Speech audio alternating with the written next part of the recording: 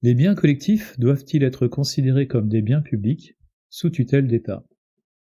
La réponse habituellement donnée est oui, mais cette réponse n'est pas satisfaisante. L'éclairage public est présenté comme un bien public par excellence. Personne n'accepterait de payer pour éclairer le parking d'une copropriété, en espérant qu'un seul paiera pour tous, et que chacun pourra jouer le passager clandestin. Je vous renvoie là à la capsule sur les biens collectifs. Si le réverbère était par nature un bien collectif, donc non excluable et non rival, techniquement, il est devenu excluable par l'utilisation de capteurs, comme pour les péages sans arrêt. Ce système permet de déclencher l'éclairage par des badges activant les capteurs. Les équipements publics deviennent donc excluables et rentables à produire. En Grande-Bretagne, au XVIIIe et au XIXe siècle, les phares maritimes, pourtant présentés comme des biens collectifs, étaient privés. Les fournisseurs de ce service se payaient par des redevances sur les navires accostant dans les ports britanniques. L'argument de non-rentabilité permettant à l'État d'intervenir n'est donc pas justifié. D'ailleurs, un bien collectif, souvent essentiel à la sécurité, permet de limiter les accidents et la criminalité. Celui qui refuserait de payer pour éclairer un parking risquerait davantage de subir un accident ou d'être agressé.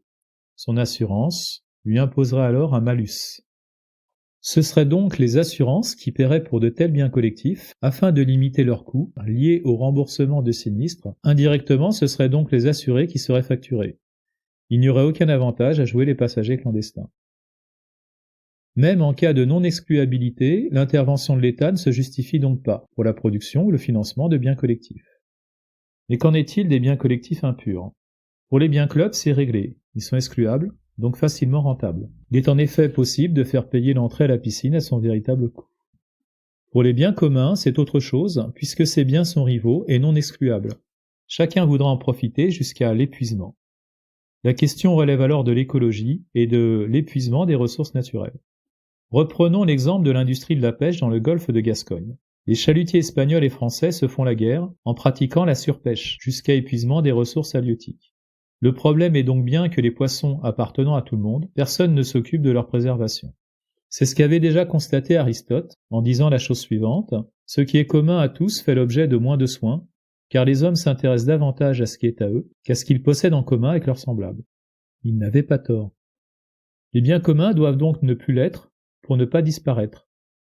La réponse habituelle de l'État est de s'approprier ces biens communs et de réglementer leur utilisation. On réglementera par exemple la taille des filets de pêche et on emploiera des personnels de contrôle des pêches.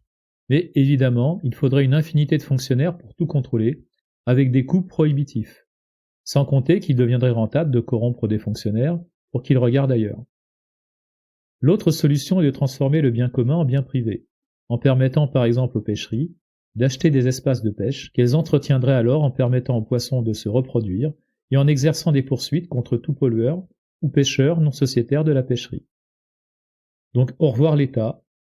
Les biens collectifs, biens clubs ou biens communs, ne justifient pas ton intervention.